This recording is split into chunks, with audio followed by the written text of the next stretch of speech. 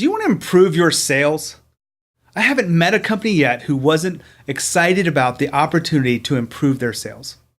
Now, improving that means you might have to change the way you actually sell and how you engage the team to do so. You see, my name is Hammett. I work with hypergrowth companies, and sales is a part of what they have to face, and growing that takes some iterations and fine-tuning over time. But sometimes it takes a completely revamp and looking at how you actually sell. Most of my clients sell some type of service. Some people sell products, but they sell a service and it's fairly complex. They're selling to large corporations. They're selling, and it's a long sales cycle. So if that's you, then let's talk about sales here. I was sitting down with a client just a few days ago, and we were running over the final meeting of about a 4-meeting process with the executive leadership team about how we revamp sales inside their company. Now, I was looking at the results they've had. They've closed a few more deals. They didn't close some of them, which is fine. You don't want to win every deal. But I was asking them specifically about the sources of the leads that were coming in and how they were actually using the current process that we had just remapped. And they mentioned the fact that they were running the gene play. And I had to ask them, what do you mean the gene play? But I remember in a conversation we had maybe 2 months earlier where we talked about the introductory meeting with the client.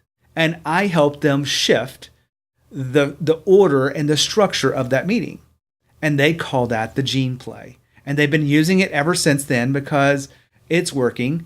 It really is a small shift in how they structure that first meeting with the client, and it's making all the difference in their sales and their growth. Now, I'm not going to tell you exactly what the gene play is unless we get to know each other. I'm certainly not going to tell you the name of the client, but I am going to tell you that one reason that they're getting such results was not from the gene play. The one reason I believe that they're doing so well with this new revamp of sales is not because it didn't come from the leader of the company or from their coach, me.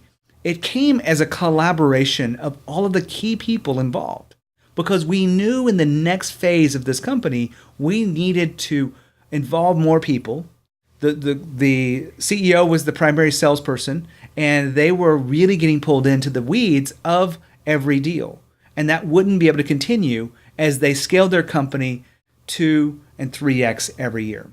So what I really think about this, and what I want you to take away from this, is the reason they were so successful is because I facilitated a conversation where everyone created the new sales flow.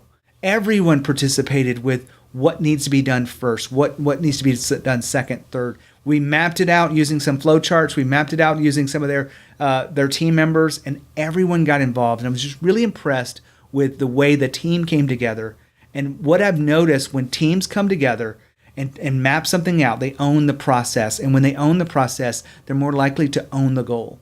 And so if you want something to really last inside your company, you want to make sure they own the process and they own the end result, that goal.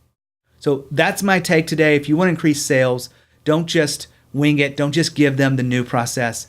You want to facilitate a conversation that allows them to do it together.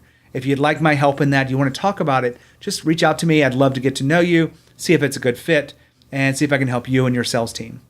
All right, my name's Hammett. I work with hypergrowth companies. I understand what does it take to really handle the chaos of hypergrowth and how leadership needs to change in order to continue to lead the way they want to create intentional cultures and a culture of growth.